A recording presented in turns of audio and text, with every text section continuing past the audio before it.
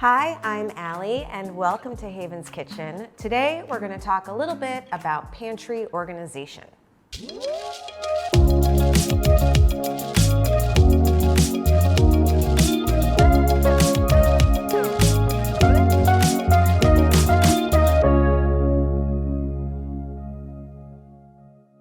One of the things students used to ask us all the time at the cooking school is, how do I keep my pantry organized? How do I know what to keep in the pantry versus the fridge? What's the best way to feel like I'm most secure and not to have to clean it all the time because it just gets overrun with stuff?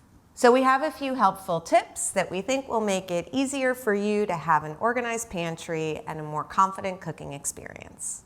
If this sounds like something that would be helpful for you, be sure to subscribe to see this and all of our future tips and tricks videos.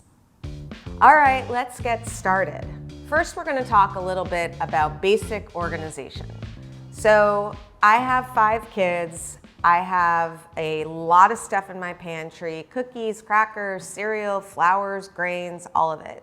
The first thing I do when I get home from the market is I take things out of the box or the bag and I put them into sealed glass containers. I label the containers if, for example, I'm not sure exactly how long a cooking time is on a particular grain.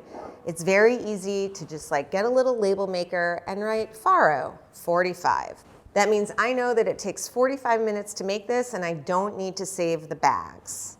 One of the reasons why I got into teaching cooking in the first place is to really help people understand waste and sustainability and how your cooking impacts the environment.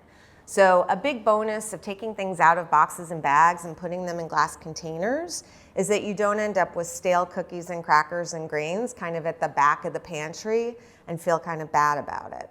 One of the things I also like to do is just make sure that we know when to refill stuff. So this is the popcorn that everyone at Works loves, and we have a little note on the line, refill.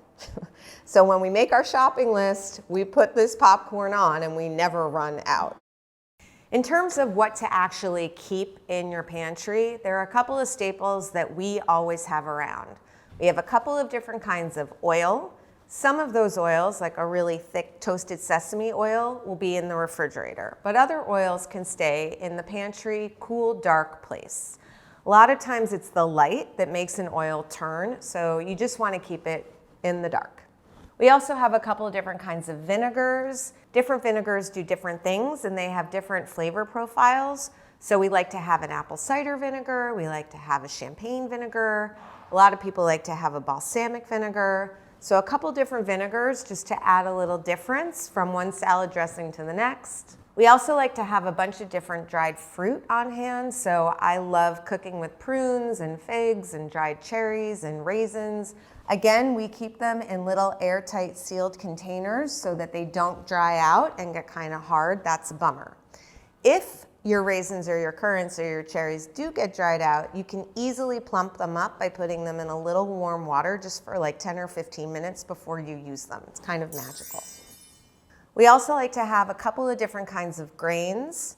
Yes, it's really nice to have rice. You can have white rice, brown rice, but we also like to have farro and barley and couscous so that we don't get that bored I've eaten the same thing 6 times in a row feeling that can happen. In terms of things you really want to have on hand, you kind of always want to have onions and garlic. We really like shallots too, but that's a bonus. A lot of your dishes are going to start off with a base of allium, which is an onion or a garlic, and it's just nice to have them around. Keep them in a cool, dry place, and they don't need to go in the fridge. A couple of other things we like to have in our pantry all the time: cans of chickpeas, cans of black beans. They're really easy. They make a delicious, nutritious meal really quickly. We like to cook with coconut milk a lot, so we always have a can of that around. And we also always have crushed tomatoes, whole plum tomatoes. You can pour them in a pot with your beans and a little bit of our harissa, and you've got dinner in 5 minutes. A lot of people keep their flour in the pantry. I personally really like to keep it in the freezer. It keeps it fresh for longer, especially when you're using a whole wheat or a whole grain flour. They do turn a little more quickly because they have the natural oil still in the husks. So it's nice to keep those in the freezer and they'll last for longer. We feel like there are two salts that we go to all the time. One is just a sea salt. It's when you need to boil water for pasta or vegetables and you want a lot of salt in that water. The other is a flaky salt, which is a really nice finishing salt, and it's in flakes, so it sort of melts onto the food and just adds that salty flavor.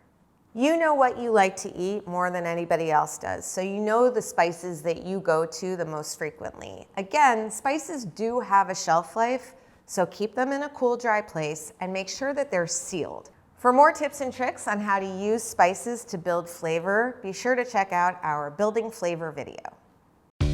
I hope you found this video helpful. Remember, if you start organized, you stay organized, and you'll feel more confident in the kitchen.